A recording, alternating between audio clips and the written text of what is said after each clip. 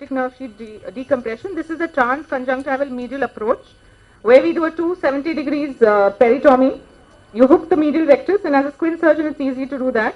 Then you disinsert the medial rectus, and then you here we are disinserting the medial rectus, and you put a baseball stitch, which is an important part in this procedure because you have to turn the globe towards you. Always keep the pupil not dilated because you want to keep on checking whether there is any pressure. See, now we are inverting, pushing the globe towards me, and we follow the long posterior ciliary nerve because that is going to take you right to the optic nerve. As you move back, I'm not sure, it's not very clear there, but there is your optic nerve. What I'm trying to separate or push on one side is the short posterior ciliary arteries. These are the ones because you cannot risk to damage them, otherwise you land up with an AION. That's the last thing you want. In the process of trying to release the pressure on the nerve, you're going to injure them. So now you see taken an area which is blood free, and you're directly taking a nick on the optic nerve. You use a bent keratome and make an opening, taking care that you don't damage the vessels around. Similarly, this shows clearly that after we make the incision, what basically happens. So again, we are doing it the other eye of this child who is actually 1 year diagnosed with IIH and not responding to medical treatment in the sense the pressures continue to be high.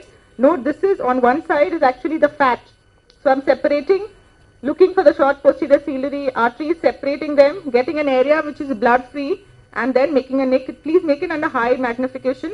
Each time try to release the globe because you do not want the pressure on look at the pupils because that will tell you whether the optic nerve is under stretch.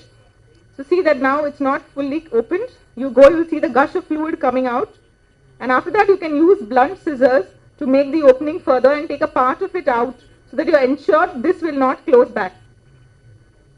So we are just making an opening and then cutting a bit. Again, take care that you don't injure the vessels while you're doing it. And as you say that after making a cut there, a part of a window is kept. Sometimes you can even use this similar to trap surgery, mitomycin, to prevent this from closing. And now I'm confirming that this is open. So I just end with telling you that why this is a patient in whom we have done an ONSD, and this is the discs which have come up with a 6 months follow-up, and stays the immediate effect is seen within 4 weeks. So what if you don't operate? Like for example, I just want to show a patient who came, has been following up since 2009, see how her discs have progressed because she had got IIH and was not getting treated medically. And you see how the discs have worsened till 2011, and I saw her in 2011, and when we did an ONSD in her, her nerves look more or less okay. You don't see that elevation because the nerves are already atrophic. So in atrophic cases, you don't see the nerve high up. So you may be feeling actually everything is fine, but no, the nerves are dying. So you need to still go ahead.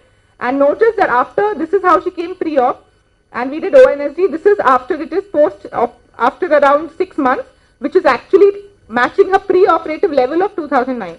So that's important that you need to do an ONSD whenever required. Obviously, it's not the final line of care. You have to treat the IIH, but when vision is threatened, then you should look at it as one possible surgery to be done.